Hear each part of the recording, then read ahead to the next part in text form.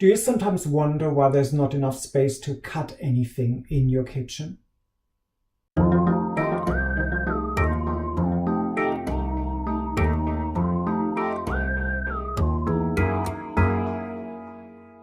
Hey there! Like everybody, you probably have a kitchen you occasionally use to prepare meals.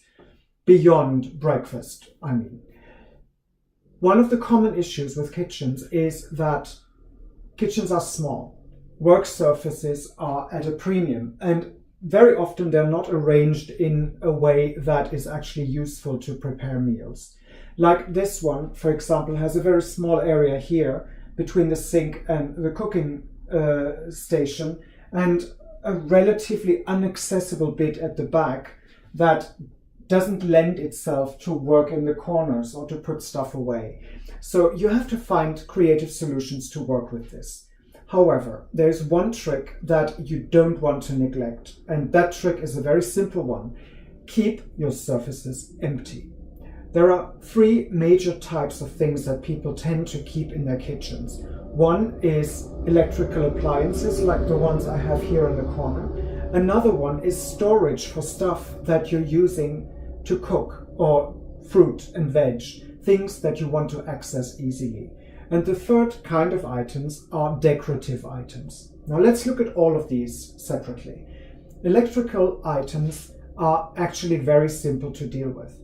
My advice, only keep the ones that you use on a daily basis on your countertops. Anything else goes away. Yes, I have a coffee maker, I have a kettle. You don't see a toaster here. That's very simple. I don't use one on a daily basis. It goes into the cupboard and it comes out whenever I need it, which usually is only when I have guests over. So keep that away. Even though it might seem useful to have the toaster inside, if you don't use it daily, don't keep it there. It just clogs up the space. Another thing that I've mentioned is stuff that you eat or that you access on a regular basis. Yes, I do have a basket here with fruit, a couple of onions, a bit of ginger, and the bread that I use on a daily basis. That is all I've got on my countertop. Any other kind of regularly used foods are in the cupboards. They don't need to sit there because I only access them when I'm cooking and then I bring them out. Again, an easy way to keep your surface empty. You may also have seen that I've put my cutting board up against the wall because that way it doesn't take up as much space and the kitchen surfaces are much more accessible than with the cutting board sitting on it. Let's face it, you're not always cutting something, and I'd rather have the full length of the little space that I have than having to share it with the cutting board. Lastly, decorative items. I know many kitchens have little knickknacks sitting on the countertops, flower pots, mugs, that kind of thing, because we think that's cutesy and we like to have the kitchen clean and looking lovely and having detail to it. But again, let's face it, a kitchen is made for cooking.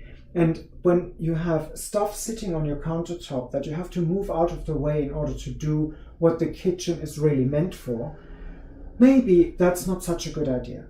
I do have some decoration in the kitchen, but it's stuff that sits on the walls where it's not in the way. Or I could imagine things hanging from the ceiling. That would be lovely. But at the end of the day, the main tip is keep it simple. Keep the surfaces empty so you can work on them whenever you need to. Give it some thought. Maybe have a look at your own kitchen if something is sitting in a place where it doesn't necessarily have to be. Take it out of the way and maybe find a place where you can still see it, but it doesn't impede the actual cooking process. Stay clutter aware. Come back next time.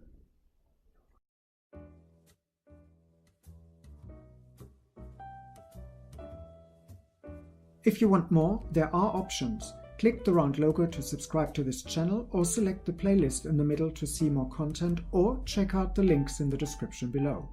Oh, and feel free to like this video.